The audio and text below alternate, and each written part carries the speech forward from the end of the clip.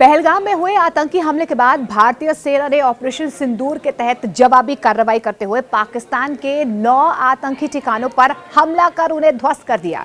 भारतीय सेना की तरफ से पहलगाम आतंकी हमले के 15 दिनों के बाद ये बहुत बड़ी कार्रवाई की गई है, लेकिन भारतीय सेना ने कह दिया है कि ऑपरेशन सिंदूर अभी जारी रहेगा, क्योंकि कल देर रात जो है पाकिस्तान की तरफ से भारत के 15 शहरों को टारगेट किया गया, लेकिन पाकिस्तान ने जो हिमाकत की है उसका माकूल जवाब जो है भारतीय सेना की तरफ से दिया गया है।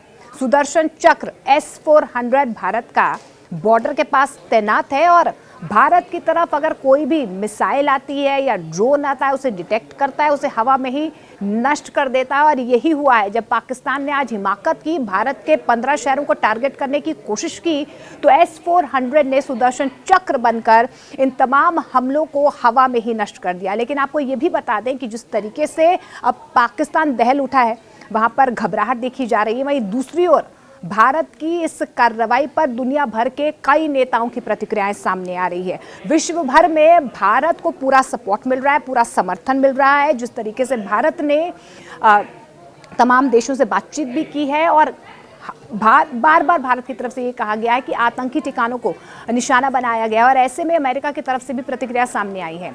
अमेरिकी राष्ट्रपति डोनाल्ड ट्रंप ने इस तनाव के जल्दी खत्म होने की उम्मीद जाहिर की है। वहीं दूसरी ओर संयुक्त राष्ट्र महासचिव एंटोनियो गुटेरेस ने भारत और पाकिस्तान से सैन्य संयम बरतने का आह्वान किया है। लेकिन इस हमले के बाद से भारत की स्थिति मजबूत नजर आ रही है। विश्व भर में भारत को साथ मिलता हुआ, सपोर्ट मिलता हुआ नजर आ रहा है, क्योंकि भारत ने आतंक के ठिकानों पर कहीं ना कहीं अटैक करने की कोशिश की है और 9 ऐसे आतंकी ठिकाने हैं। लेकिन यूके की तरफ से क्या प्रतिक्रिया सामने आई, जल्दी से आपको बता देते हैं। 22 अप्रैल को हुए भयानक हमले पर भारत का गुस्सा जायज है, और जिस तरीके से भारत ने प्रहार किया है पाकिस्तान पर, यह जायज है। यूके के विदेश मंत्री ने कहा है कि 22 अप्रैल को हुए भयानक हमले पर भारत का गुस्सा जायज है। उन्होंने पाकिस्तान से अपनी सीमाओं के भीतर आतंकी खतरे से निपटने के लिए और अधिक कदम उठाने की मांग भी की है कि अगर भारत को लगता है कि उसकी सुरक्षा में सेंधमारी पाकिस्तान की तरफ से की जा रही है, तो वो इस तरीके से जो हमले किए गए हैं या एयर स्ट्राइक जो भारत की तरफ से की गई है वो जायज है। यूके के सांसद ऋषि सुनक ने आतंकियों के ठिकाने पर भारत के हमले का समर्थन किया है और कहा है कि किसी भी देश को यह स्वीकार नहीं करना चाहिए कि उसके खिलाफ किसी दूसरे देश से आतंकी हमले शुरू किए जाएं। इस बीच प्रीति पटेल ने भी, यूके की सांसद है प्रीति पटेल, उन्होंने भी भारत की जवाबी कार्रवाई पर उनका भारत का समर्थन किया और कहा है कि भारत को अपने बचाव के लिए उचित कदम उठाने और उसकी सुरक्षा को खतरे में डालने वाले किसी भी आतंकी ढांचे को नष्ट करने का पूरा अधिकार है। अब अगला नंबर है फ्रांस का। फ्रांस की तरफ से क्या कहा गया है सपोर्ट में? आतंकी समूहों के खिलाफ भारत की लड़ाई में उसका समर्थन करते हैं, यानी कि उनकी तरफ से साफ तौर पर भारत ने जो फोकस किया है आतंकवाद पर, उसी फोकस पर जो है फ्रांस भी अब भारत का साथ देता हुआ नजर आ रहा है। फ्रांसीसी विदेश मंत्री की आतंकवाद की तरफ से, आतंकवाद पर जो भारत की लड़ाई है उसको लेकर फ्रांस की तरफ से कहा गया है कि भारत अपनी रक्षा के लिए इस तरीके के प्रयास अगर करता है तो हम उसका साथ देंगे। फ्रांसीसी विदेश मंत्रालय ने एक आधिकारिक बयान में ये कहा है कि 22 अप्रैल को पहलगाम में हुए आतंकी हमले की हम निंदा करते हैं और भारत को अपना पूरा समर्थन देते हैं। बयान में ये भी कहा गया है कि फ्रांस आतंकी समूहों के खिलाफ भारत की लड़ाई में उसका समर्थन करता है। अगर फ्रांस की जरूरत पड़ी तो फ्रांस पूरा साथ देगा। इजरायल ने क्या कहा है ये भी आपको जल्दी से बता देते हैं। इजरायल की तरफ से कहा गया है कि आतंकियों के उनके जघन्य अपराधों से छिपने की कोई जगह नहीं है। भारत में इजरायल के राजदूत ने कहा है कि इजरायल भारत के आत्मरक्षा के अधिकार का समर्थन करता है और आतंकियों को यह जानना चाहिए कि निर्दोषों के खिलाफ उनके जघन्य अपराधों से छिपने की कोई जगह नहीं है।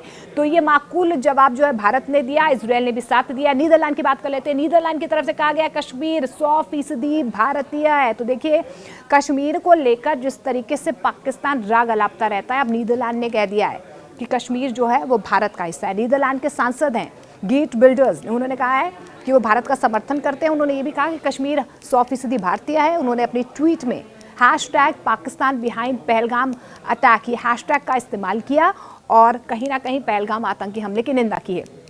यूएस की बात कर लेते हैं। डोनाल्ड ट्रंप की तरफ से भी साफ तौर पर यह कहा जा रहा है कि जिस तरीके से हमला किया गया है पाकिस्तान पर, आतंकवाद पर जो प्रहार किया गया है, अमेरिका भारत के साथ है। अमेरिकी कांग्रेस के श्री थानेदार ने ये कहा है कि आतंकवाद को बर्दाश्त नहीं किया जा सकता है और इसे बिना सजा के छोड़ा भी नहीं जा सकता है। भारत को अपने लोगों की रक्षा करने का पूरा अधिकार है और उन्होंने भारत के आतंकवादी नेटवर्क को ध्वस्त करने के प्रयासों के प्रति एकजुटता व्यक्त की है। यानी कि अमेरिका की तरफ से ये कहा गया है कि भारत अपने लोगों की सुरक्षा के लिए इस तरीके का कदम उठा सकता है, ये पूरा हक भारत के पास है।